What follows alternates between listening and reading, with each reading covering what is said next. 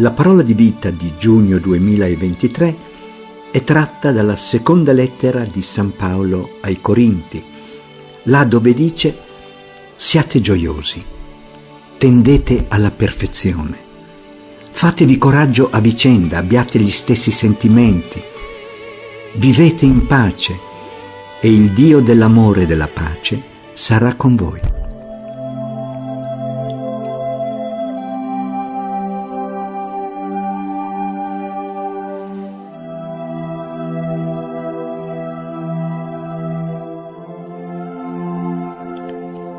L'Apostolo Paolo ha seguito con amore lo sviluppo della comunità cristiana nella città di Corinto, l'ha visitata e sostenuta in momenti difficili.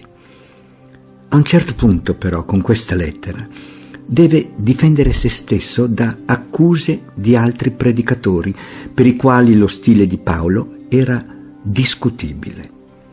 Non si faceva retribuire per il suo lavoro missionario, non parlava secondo i canoni dell'eloquenza, non si presentava con lettere di raccomandazione a sostegno della sua autorità, proclamava di comprendere e vivere la propria debolezza alla luce dell'esempio di Gesù. Eppure, nel concludere la lettera, Paolo consegna ai Corinti un appello pieno di fiducia e di speranza. Siate gioiosi, tendete alla perfezione, fatevi coraggio a vicenda, abbiate gli stessi sentimenti, vivete in pace e il Dio dell'amore e della pace sarà con voi.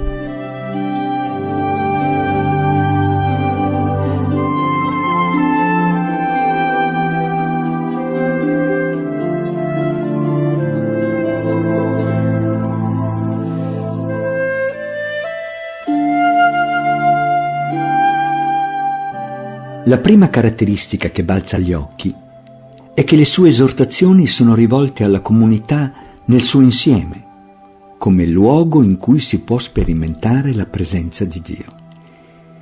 Tutte le fragilità umane che rendono difficile la comprensione reciproca, la comunicazione leale e sincera, la concordia rispettosa delle diversità di esperienze e di pensiero possono essere sanate dalla presenza del Dio della pace.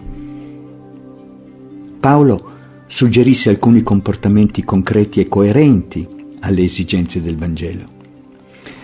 Tendere alla realizzazione del progetto di Dio su ciascuno e su tutti come fratelli e sorelle, rimettere in circolo lo stesso amore consolante di Dio che abbiamo ricevuto, prendersi cura gli uni degli altri condividendo le aspirazioni più profonde, accogliersi a vicenda, offrendo e ricevendo misericordia e perdono, alimentare la fiducia e l'ascolto.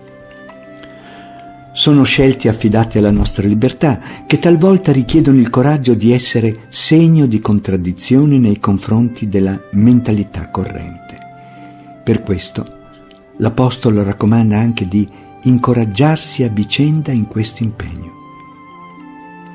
Ciò che vale per lui è custodire e testimoniare nella gioia il valore inestimabile dell'unità e della pace, nella carità e nella verità. Tutto, sempre, fondato sulla roccia dell'amore incondizionato di Dio che accompagna il suo popolo. Siate gioiosi, tendete alla perfezione, fatevi coraggio, abbiate gli stessi sentimenti, vivete in pace e il Dio dell'amore e della pace sarà con voi.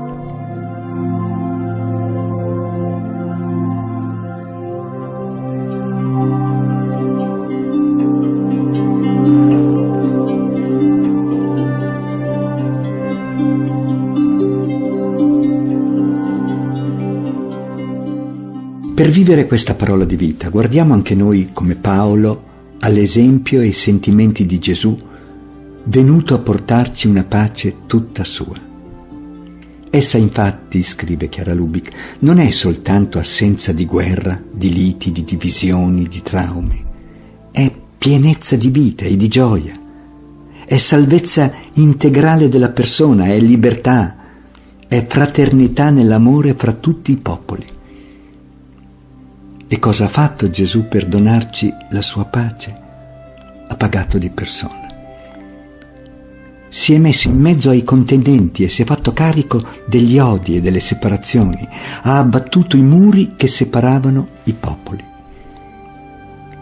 Anche a noi la costruzione della pace richiede un amore forte, capace di amare perfino chi non contraccambia, capace di perdonare, di superare la categoria del nemico, di amare la patria altrui come la propria. Essa ancora esige da noi cuore e occhi nuovi per amare e vedere in tutti altrettanti candidati alla fratellanza universale.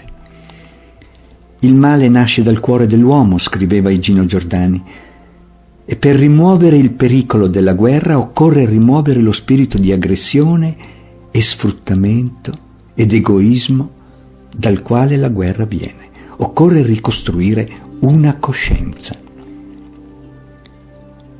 Bonita Park è un quartiere di Hartswater, cittadina agricola in Sudafrica. Come nel resto del paese, persistono gli effetti ereditati dal regime dell'apartheid, soprattutto in ambito educativo. Le competenze scolastiche dei giovani appartenenti ai gruppi neri e meticci sono assai inferiori a quelle di altri gruppi etnici, con il conseguente rischio di emarginazione sociale. Il progetto The Bridge nasce per creare una mediazione tra i diversi gruppi etnici del quartiere, colmando le distanze e le differenze culturali, con la creazione di un programma di doposcuola e un piccolo spazio in comune, un luogo di incontro tra culture diverse per bambini e ragazzi. La comunità dimostra una grande voglia di lavorare insieme. Carlo ha offerto il suo vecchio camioncino per andare a prendere il legname con cui sono stati fabbricati i banchi, e il preside della scuola elementare più vicina scaffali, quaderni e libri, mentre la chiesa riformata olandese ha donato 50 sedie. Ognuno ha fatto la sua parte per rendere ogni giorno più saldo questo ponte tra culture ed etnie. Siate gioiosi, tendete alla perfezione, fatevi coraggio a vicenda, abbiate gli stessi sentimenti, vivete in pace e il Dio dell'amore e della pace sarà con voi.